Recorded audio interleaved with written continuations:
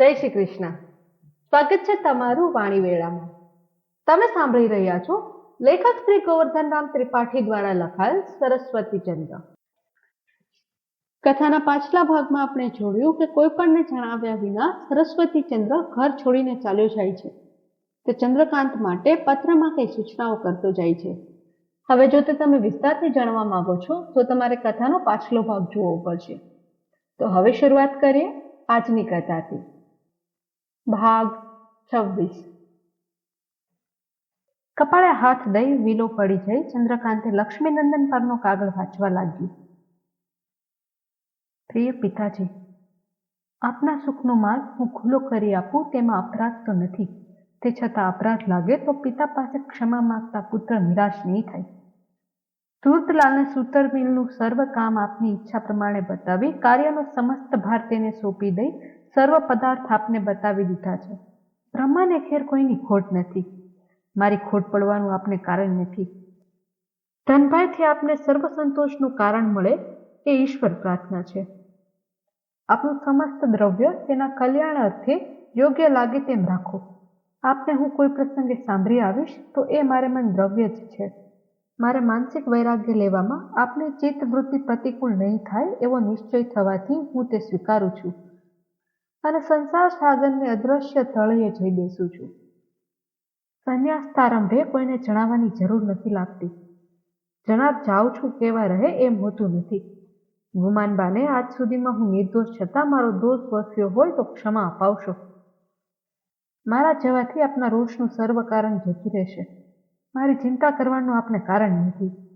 વિદ્યા ચતુરના કુટુંબની પરીક્ષામાં આપ છેતરાયા એ શલ્ય આપના ચિત્તમાંથી હવે નીકળી જશે. આપની નિશ્ચિતતા હવે અમર રહો. પિતાજી, હવે મારી ચિંતા કરશો નહીં. મારી પાછળ ખેદ કરશો નહીં.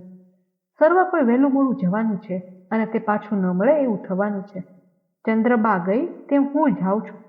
એ એક દિશામાં ગઈ, હું બીજી દિશામાં જાઉં છું. એ સ્મરણમાંથી ખસી તેમ મને પણ ખસેડજો. સંસારમાં ડાયા માણસનો માર્ગ એ છે કે ગયેલું ના સંભાળવું. પિતાજી, હવે તો સુખી હું તેથી કોને શું, દુઃખી હું તેથી કોને શું. જગતમાં કઈ પડ્યા જીવ, દુઃખી કઈ ને સુખી કઈક.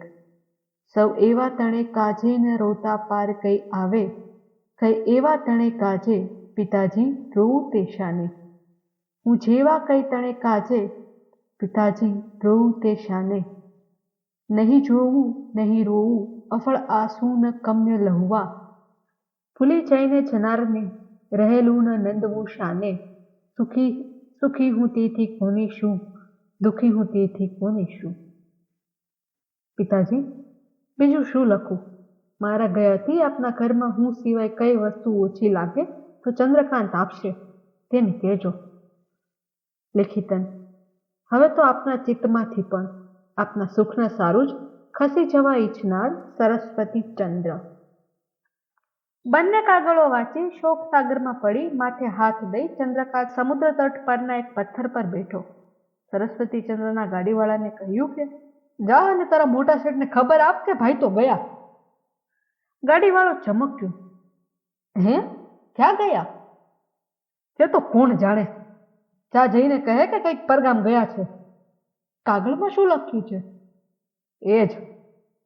ગાડીવાળો વિચારમાં પડી ઘોડાની લગામ લીધી અને ગાડી સાથે ચર્ની રોડ સ્ટેશન આગળના ઝાડો પાછળ અદ્રશ્ય થઈ ગયો. ચંદ્રકાંત ઉઠ્યો. ભાડાની ગાડીમાં બેસી સ્ટેશન પર જઈ પોતે તપાસ કરી, પણ કોઈએ પત્તો ન આપ્યો. સ્ટેશન માસ્તર, ટિકિટ માસ્તર સર્વ એની આસપાસ ગૂંચલું વળીને ભરાઈ રહ્યા. મેલ અને પેસેન્જર ટ્રેનની ટિકિટોની જાવક જોઈ, પણ કાંઈ સમજાયું નહીં.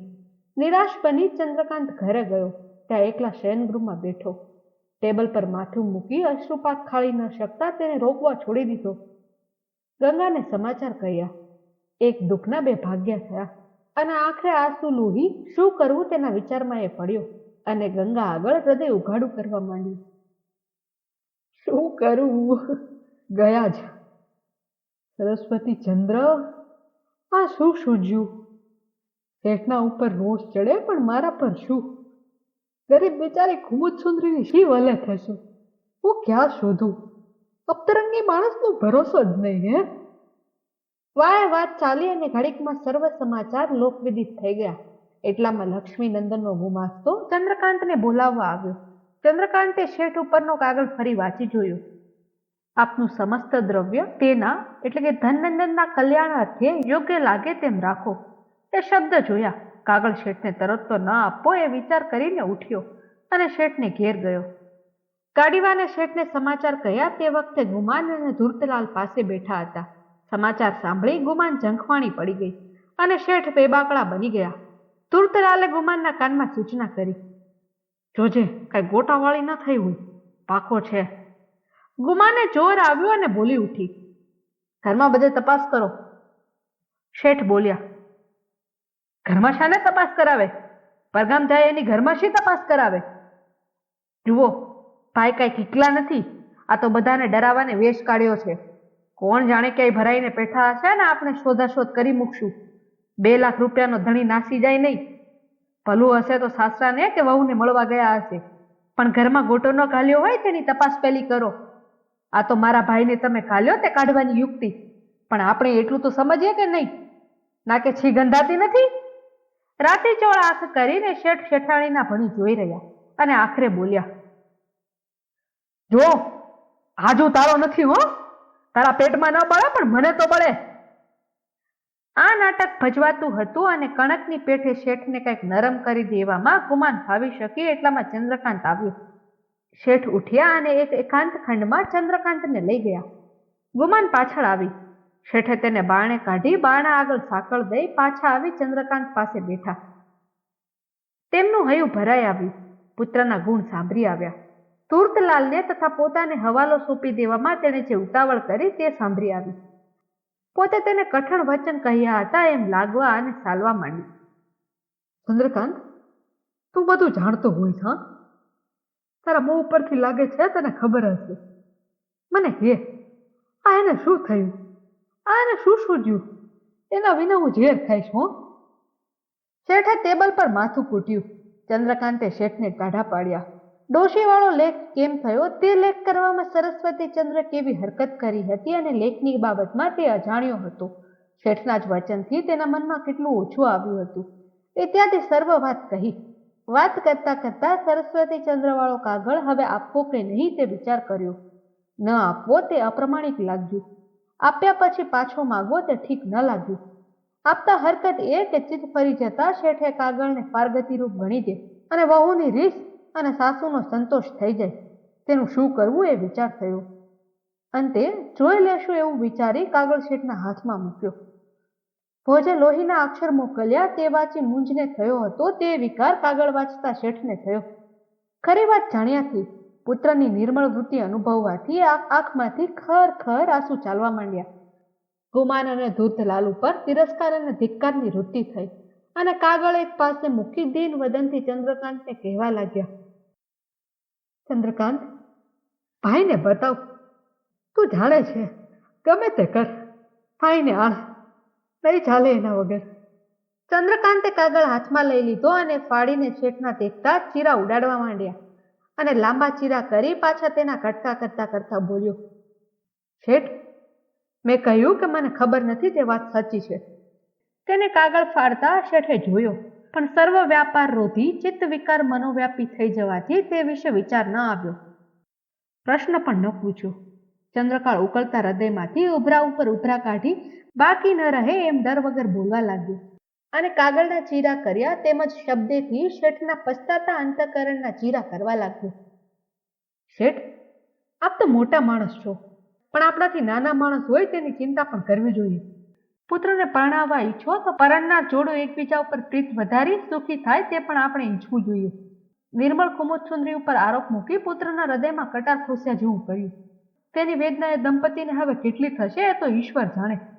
વરકન્યાની પ્રીતિ વધે ને મા બાપની ન ખમાય એ તો વિપરીત જ. પણ આપ શું કરો? ઈશ્વરનું કર્તવ્ય જ એવું છે.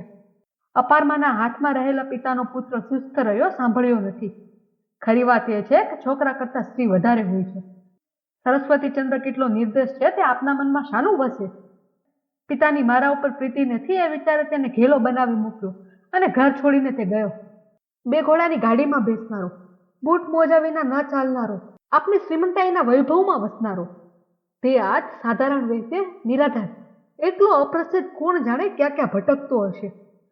સભાઓ ગજવનાર, વિદ્વાનોનો માનીતો, મારા જેવા કેટલાક નિરાધારનો આધાર, તે ક્યાં હશે આજ? શેઠ, એને તો ધ્રુવજીના જેવું થયું. અરે રે, કુમુદસુંદરી જાણશે ત્યારે તેનું શું થશે? શેઠ, આપના ઘરમાંથી દીવો ઓલવાઈ ગયો, પણ આપને શું? એક વાત આપને કહેવા જેવી છે. એક બાબુ અને તેની સ્ત્રીને પ્રીતિ ઘણી હતી. એકબીજાથી ચિત્ત જુદા ન હતા. એમના ઘરના થાંભલા ઉપર એક ચકલીનો માળો હતો. તેમાં ચકલો ચકલી રહે અને આનંદ કરે. ચકલીએ ઈંડા મૂક્યા અને બચ્ચા થયા. તેની બે જણ સૌ સાર સંભાળ રાખવા લાગ્યા. એક દિવસ ચકલી મરી ગઈ. ચકલે બીજી ચકલી આણી. બે જણાએ મળીને બચ્ચાને ધકેલી કાઢ્યા અને ઉડવા સરખું પણ ન શીખેલા બચ્ચા જમીન પર પડત ને મરી જાત. પણ પેલી સ્ત્રીએ ઝીલી લીધા. તેમનો વિચાર કરીને તે પોતે રોવા લાગી. બચ્ચાને છાતી સરસા ધરી રાખીને રૂવે છે. એટલામાં બાબુ આવ્યું. સ્ત્રીને રોવાનું કારણ પૂછ્યું. તેણે કહ્યું નહીં, પણ ઘણું પૂછ્યું ત્યારે બચ્ચા બતાવ્યા અને ઇતિહાસ કહ્યો અને બોલી, જો આ પક્ષીમાં આવું બનતું હોય તો માણસમાં કેમ ન બને? દેહનો શો ભરોસો? અને તમારે આજ મારા ઉપર પ્રીતિ છે, પણ મારા પછી આ કુમળા બાળકોનું શું થશે તે વિચારથી મને રોવું આવે છે. ધણીએ ઘણું આશ્વાસન કર્યું, પણ સ્ત્રીને વિશ્વાસ ન જ આવ્યો. પળે પળ જાય તેમ સ્ત્રી રોતી જાય છે અને આંખમાં આંસુ માતા નથી. હાય હાય, આ બાળકનું શું થશે? એ જ વિચાર એના મનમાં ભરાયો હતો. આખરે ધણીએ કહ્યું કે ન કરનારાયણને એવો સમય આવે તો છોકરાને કહેજે કે આ થાંભલા આગળ આણી મને આ વાત સંભાળી આપે. શું હું તારી પ્રીતિ ભૂલી જાવ એવો છું? દિવસો ગયા અને બાઈ ભાગ્યશાળી કે સૌભાગ્યવતી ગુજરી ગઈ. બાબુ ફરી પરણ્યો. પ્રથમની સ્ત્રીથી એક છોકરો ને એક છોકરી હતા. નવી વહુએ હળવે હળવે કાન ભંભેરવા મળ્યા. નવી તો ફરિયાદ કરે જ, છોકરાનું ખોટું બોલે, પણ નમાયા બાળકથી માનું ખોટું કેમ બોલાય? ફરિયાદ કેમ થાય? આખરે નવીએ બાપને ભરાવ્યો અને કહે છે કે છોકરા ભેગા મારાથી નહીં રહેવાય. ગમે તો એ કા હું. ખરું, સ્ત્રી હોય એટલા નમાયા છોકરા હોય? છોકરાનું તો ગમે તે થાય, સ્ત્રી ક્યાં જાય? બાબુએ બાળકોને બોલાવ્યા અને કહ્યું કે હવે તમારે અહીં નથી રહેવાનું, જાવ અહીંથી. છોકરાના મોં દયામણા થઈ ગયા, પણ દયા કોને આવે? છોકરાએ પૂછ્યું, બાપા ક્યાં જઈએ? પણ બાપ ક્યાં હતો ત્યાં? રાક્ષસે કહ્યું, મને શું પૂછો છો? જાઓ ગમે ત્યાં, પડો ખાડામાં. રોતા રોતા નિરાધાર છોકરા બારણા આગળ આવ્યા. તે તેને દયા ન આવી. એટલામાં છોકરી જરા ડાયલી હતી અને માનું કહ્યું સાંભળ્યું અને ભાઈને કહ્યું, ભાઈ ચાલ આપણે માનું કહ્યું કરીએ. બે જણ પાછા આવ્યા. પાછા આવ્યા તા તો બાપાએ ઘાટો કાઢ્યો. કેમ પાછા આવ્યા? જાઓ. બીતી બીતી બિચારી બાળકી બોલી ઉઠી, બાપા અમે જઈએ, પણ માએ કહ્યું હતું કે આવું વખત આવે તો બાપાને એક વાત કહેજે. તે કહીએ તો સાંભળશું?